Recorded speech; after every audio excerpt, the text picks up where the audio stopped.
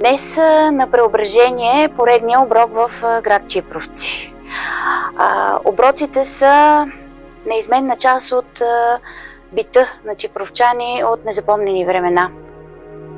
Самите оброци са разположени на различни места из Чипровци. Почти във всеки квартал има по един каменен кръст, пред който ние подаваме почит или по-скоро принасяме жертва за това, че ни има. Никой не знае всъщност от кога са започнали самата практика на този тип ритуали. Предполага се, че първите фамилии, които се връщат обратно след въстанието, започват отново да дават курбан, да правят оброка на мястото, на което са правени от техните фамилии преди това. Така че напълно възможно това да е много стар ритуал тук в Чипровци. Днес на Преображение е поредния. Той е единствения постен през годината, защото се започват богородичните пости.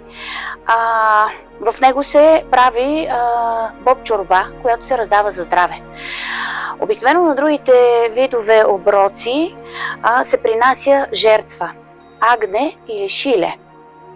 Не точно овен, трябва да е малко по-млад. Като самия празник започва още предния ден, защото фамилиите от Чипровци, които ще принасят тази жертва на оброка, отиват, почистват мястото и на самия кръст занасят цветя и свещи. Палят се свещи пред самия кръст. Затова много от кръстовете може да видите, че са обгорени отпред точно именно от тези свещи, които се палят. А самите цветя е хубаво, когато се донасят и се поставят на раменете на кръста. Идеята е, че цветето трябва да е обърнато към хората, да гледа към нас, красивото да бъде от към нас. Това е още вечерта преди самия празник. Сутринта на самия ден, в който трябва да бъде принесено това животно в жертва,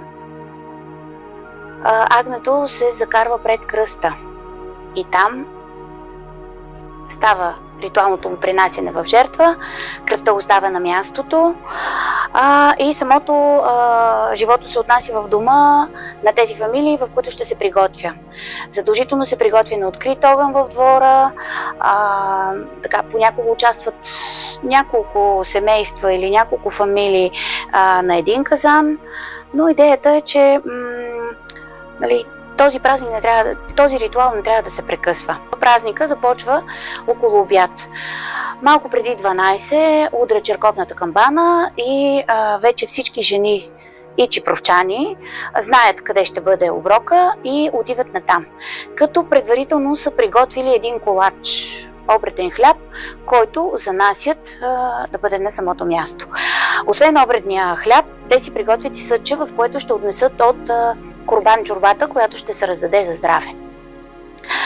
Много е хубаво да се види самия ритуал, защото жените подреждат обредните хлябове в успоредни редици на самия кръст.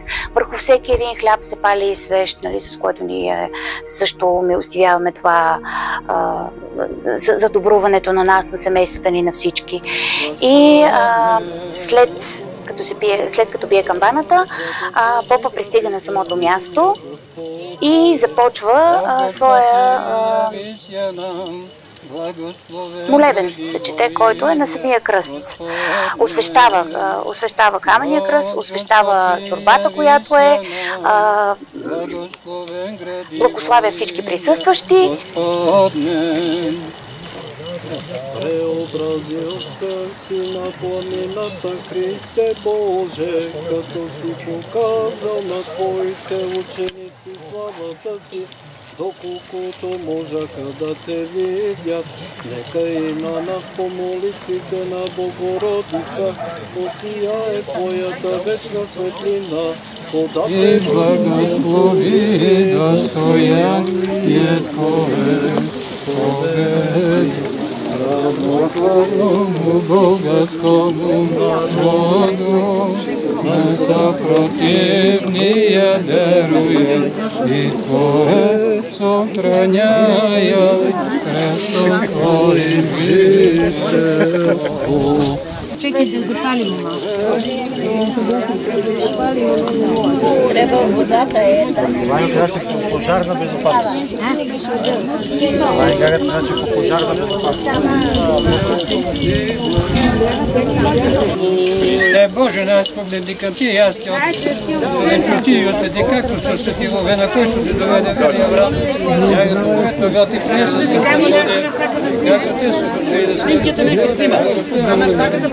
ние да се осъдим на Твоите блага, защото Ти си подател и си свега храна. На Тебе въздаваме славата, изначалният по Отец, с Ти блага живот пряж, който сам, и нам и Светия Дух. Амин. Благослави Исус, тъщава този курбан с благодатта на Светия Дух, чрез пръстна стая светена вода, за душевно спасение, те здраве на Божите раби, които принасят Бог. И докато самите жени от фамилиите, които правят самата курбан чорба, разсипват в подредените около казана съдчета, тогава попа минава и от всеки хляб, който е донесен от жените, отрязва по едно парче. Идеята при нас е, че дай, за да получиш.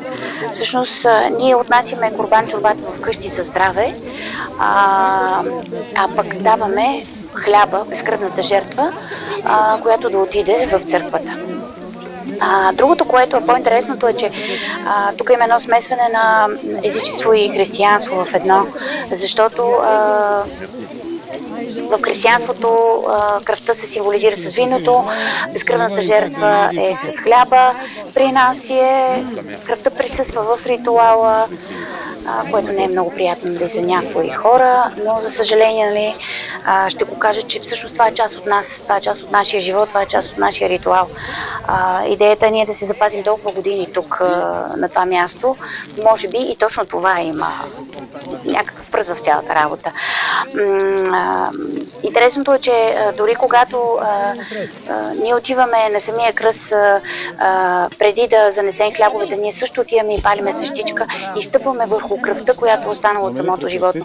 И отивайки в къщи, ние тази кръв и отнасяме в нашите домове и по този начин ние пречистваме и себе си.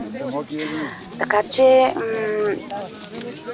хубаво е всеки един, който дойде в Чипровци, поне веднъж да присъства на този вид ритуал, да го види. Дори и да види само тази част от ритуал, която няма да му е толкова неприятна. Хубавото е, че самите оброци са разпръснати, както казах, през цялата календарна година. Обикновено са на големи празници, в различни квартали. Много често една фамилия прави курбан на няколко места. Нали, не е казано, че тази фамилия, ако живее близко до този кръст, тя трябва да прави курбан на това място. Напротив, често и на други места се получава. Обикновено се казва, че с този курбан ние или откупуваме нещо, правим го заради някакво много лошо събитие в нашето семейство, или пък има хора, които го правят за здраве, просто заради нещо хубаво, от знак на благодарност. Важното е този оброк, този ритуал въобще да не се прекъсва. И за това нас от малки ни учат тези семейства, които правят курбани, знаят, от малки децата се водят, от малки децата присъстват на всичко, на самото приготовление, за да знаят, че от тях се очаква след това те да поемат своята роля. Първия през годината е на Йорданов ден, той е пред Старата килимарска кооперация. След него вече започват, в зависимост от това кога са великденските празници. Следващия, който е след това, е на Летния Свети Николай на 9 май. Той е в Старата църква, която е до Шарената чешма, от която са останали само останките от апсидата. Тя е опожарена по време на Чипърското въстание.